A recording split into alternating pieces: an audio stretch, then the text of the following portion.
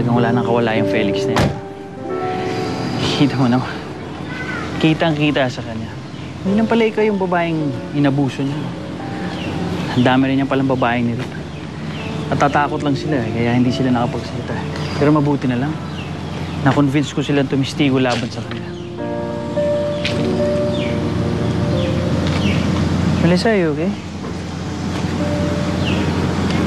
Ano? Sorry, ano? Kanina pa ako nagsasalita dito, hindi ka pala nakikinig. Ano ba iniisip mo? Sorry, Roberto. Iniisip ko lang kasi yung nangyari kanina sa korte. Noon ko lang nakita si Felix na nakaposas.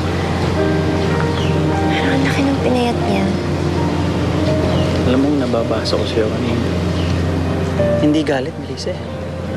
Kundi awa. Naaawa ka sa nagpahirap sa'yo. Sabihin mo sa akin, Melissa. You still love Felix. Mahal mo pa ba siya? Hindi ka na, Roberto. Baka inaantay na ako ni Eva. Sige, salamat.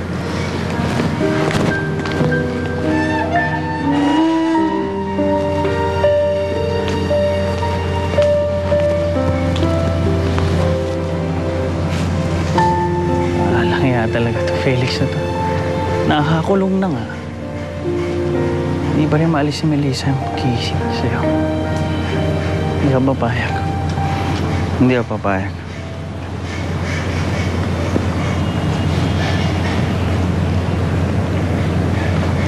Hello, William. Magkita tayo. Ipagagawa ko sa'yo.